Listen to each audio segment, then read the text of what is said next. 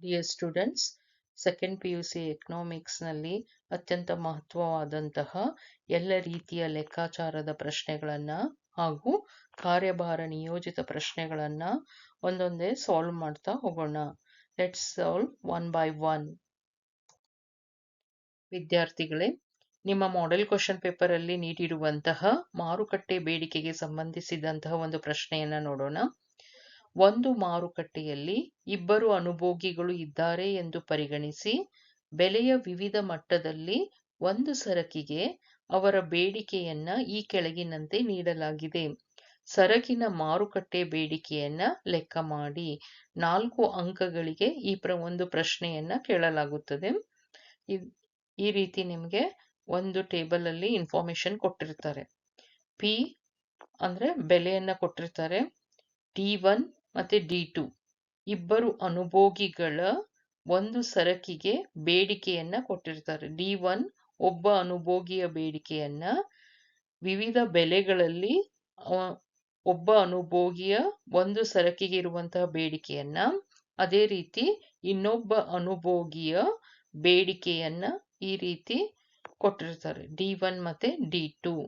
ನೀವು ಮಾರುಕಟ್ಟೆ ಬೇಡಿಕೆಯನ್ನ ಕಂಡುಹಿಡಿಬೇಕು.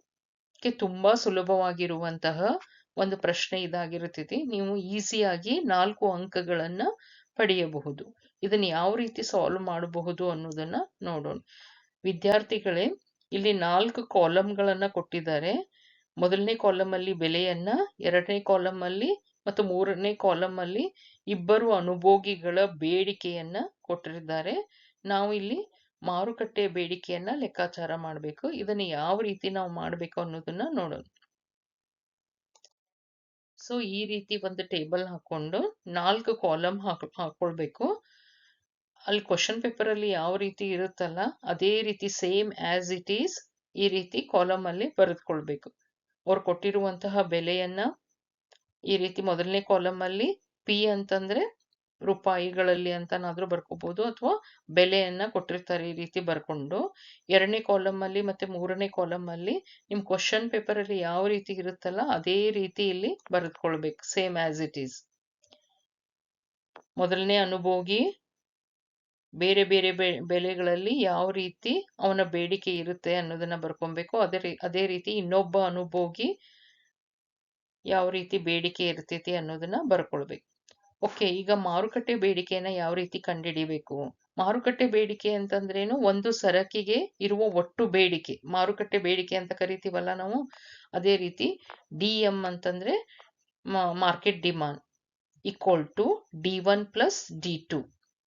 ಮಾರುಕಟ್ಟೆ ಬೇಡಿಕೆ ಅಂತಂದ್ರೆ ಮಾರುಕಟ್ಟೆಯಲ್ಲಿ ಇರ್ತಕ್ಕಂಥ ಒಟ್ಟು ಬೇಡಿಕೆ. ಸೊ D1 ಮತ್ತೆ D2 ನಾವು ಕೂಡಿಸಿದ್ವಿ ಅಂತಂತಂದ್ರೆ ನಮಗೆ ಮಾರುಕಟ್ಟೆ ಬೇಡಿಕೆ ಸಿಗುತ್ತೆ. So 10 plus 21 31. D1 10, D2 21. D1 plus D2 31. ಅದೇ ರೀತಿ ಪ್ರತಿಯೊಂದನ್ನ ನಾವು ಕೂಡಿಸ್ತಾ ಹೋಗ್ಬೇಕು.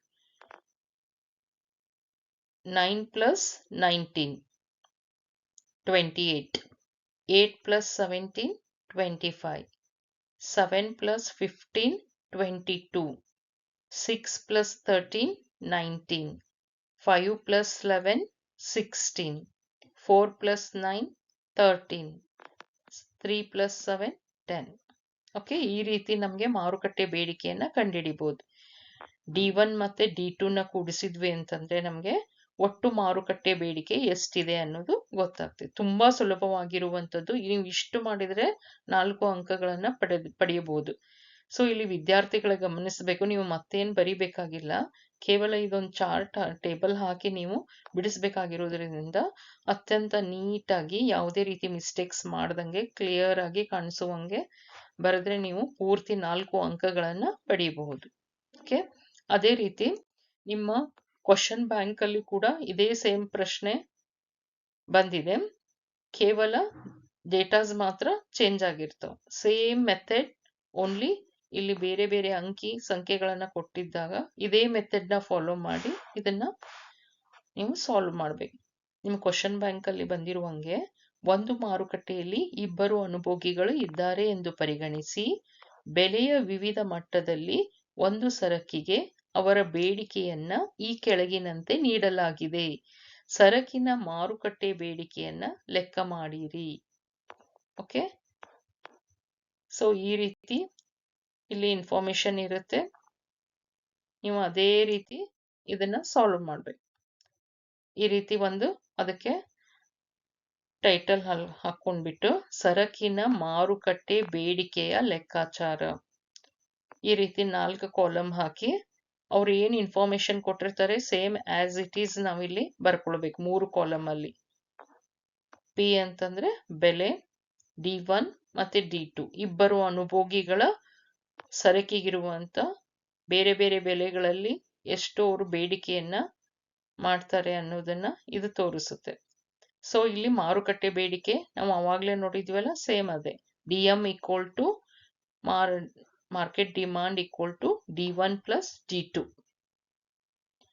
ಅಗೇನ್ ಇಲ್ಲಿ D1 9 plus 24 33, 8 plus 20 28, 7 plus 18 25, 6 plus 16 22, 5 plus 14 19, 4 plus 12 16, 3 plus 10 13, 2 plus 8 10.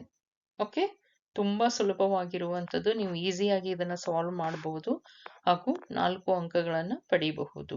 Okay, so ನಿಮ್ಮ ಸಿಲೆಬಸ್ ಅಲ್ಲಿ ಬರುವಂತಹ ಮಾಡೆಲ್ ಕ್ವಶನ್ ಪೇಪರ್ ಇರ್ಬೋದು, ಕ್ವಶನ್ ಬ್ಯಾಂಕ್ ಇರ್ಬೋದು, ಅಥವಾ ಪ್ರೀವಿಯಸ್ ಕ್ವಶನ್ ಪೇಪರ್ ಇರ್ಬೋದು, ಅದರಲ್ಲಿ ಬರುವಂತಹ ಎಲ್ಲಾ ಲೆಕ್ಕ, ಅದು 2 ಅಂಕಗಳದಿರಬಹುದು, 4 ಅಂಕಗಳಿಗಿರಬಹುದು, 6 ಅಂಕಗಳಿಗಿರಬಹುದು, ಅಥವಾ ಕಾರ್ಯಭಾರ ನಿಯೋಜಿತ ಪ್ರಶ್ನೆ ಆಗಿರುವಂತಹ 5 ಅಂಕಗಳಿಗಿರಬಹುದು. ಅವೆಲ್ಲಾ ಪ್ರಶ್ನೆಗಳನ್ನ ನಾವು ಒಂದೊಂದಾಗಿ ಬಿಡಿಸ್ತಾ ಹೋಗೋಣ. ಓಕೆ, ನನ್ನ ನೆಕ್ಸ್ಟ್ ವಿಡಿಯೋದಲ್ಲಿ ಇನ್ನೊಂದು ಹೊಸ ಲೆಕ್ಕದೊಂದಿಗೆ ನಾನು ವಿಡಿಯೋ ಮಾಡ್ತೀನಿ. Thank you.